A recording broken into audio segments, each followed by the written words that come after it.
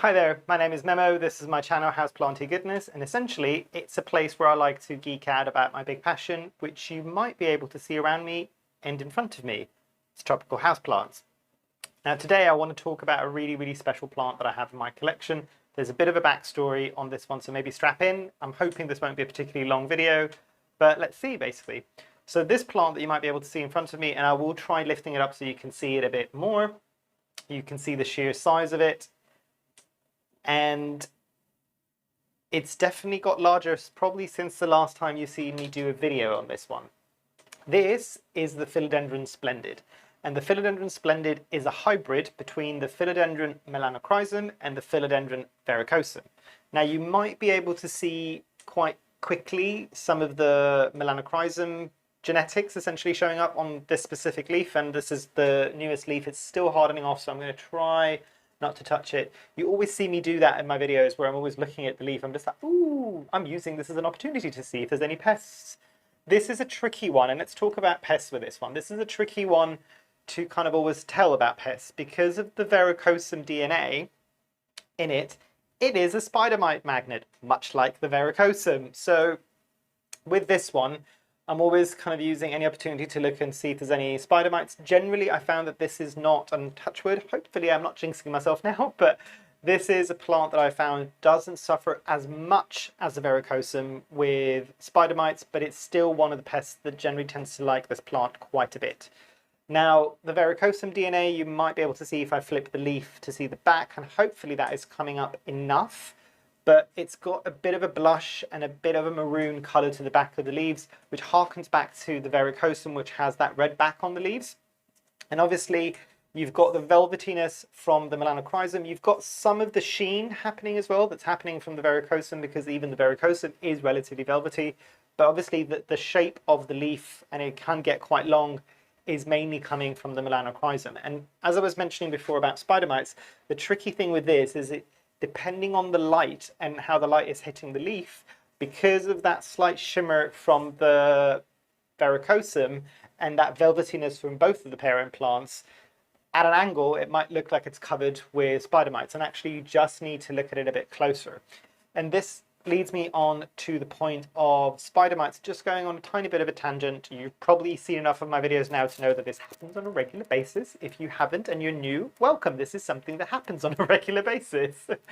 But I was talking with some plant new friends, and that was during the plant swap event that I was organising this weekend. And we were talking about pests and how tricky it can be to find them sometimes. And I thought that this was something that a lot of people had, but apparently not. This is a tip I learned from Jane Perrone and On the Ledge podcast. And it basically is, and actually let me just grab it and I'll show you.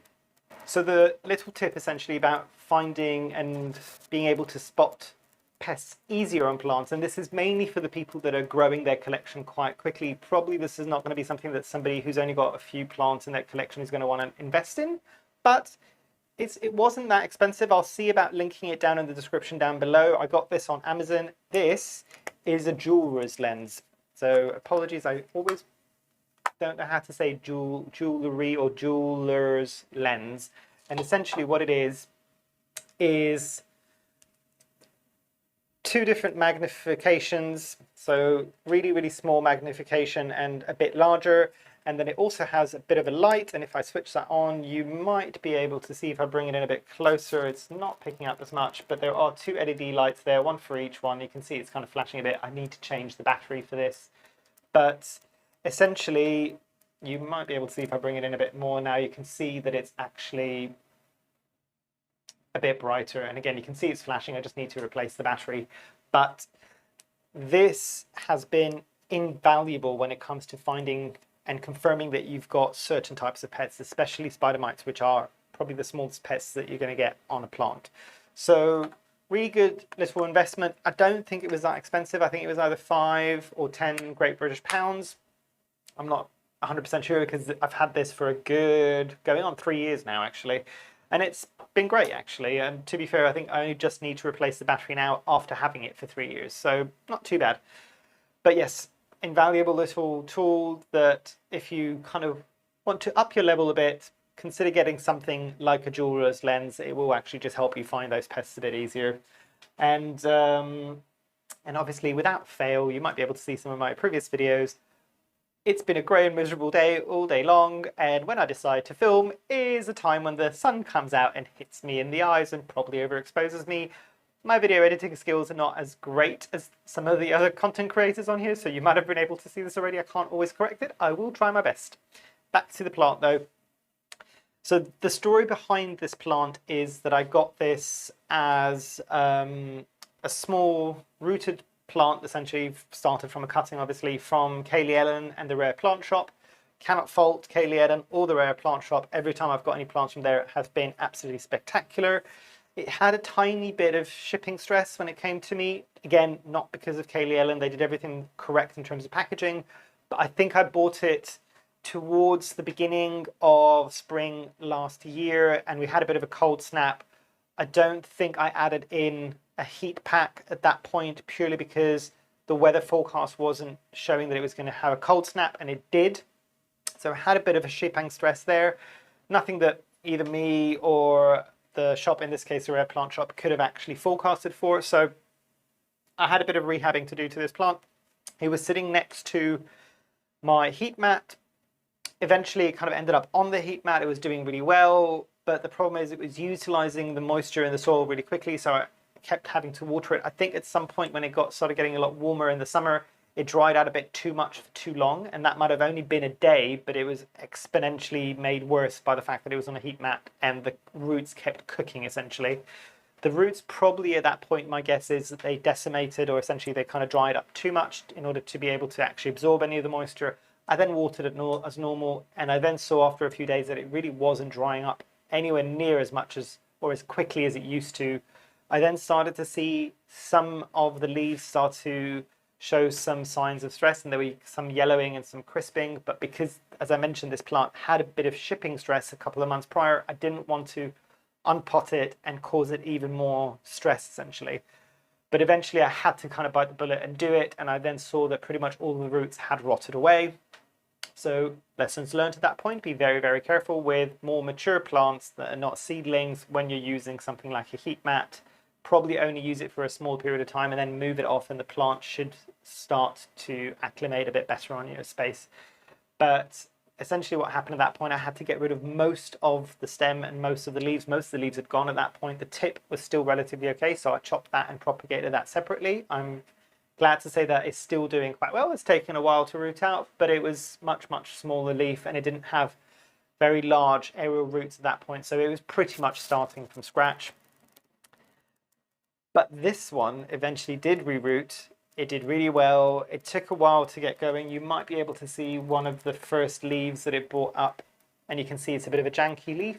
And as I've mentioned previously, when you don't have a lot of foliage on the plant because of root rot or because you're trying to propagate it, any leaf is a good leaf. Leave it on there. It's helping the plant photosynthesize. Don't be fussy and try to take it off because of aesthetic reasons, because it really probably won't help the plant at that point. Leave it on there. You can always get rid of it when it gets bushier like this. I very rarely get rid of leaves because they're there to service the plant. And you know what? If I don't like it, it can just move slightly, so I don't necessarily see that leaf. It's fine. But it grew back really well. Obviously, I've mentioned releasing apical dominance, which is chopping off the tip on previous videos, and it kind of releases some of that dominance in terms of the plant wanting to grow up in the main stem, and it branched out to 2 branches. So now I've got 2 different growth points, which is making this plant look a lot bushier. So you can see one of the growth points is there, and hopefully that's being picked up, and then there is one on the inside as well.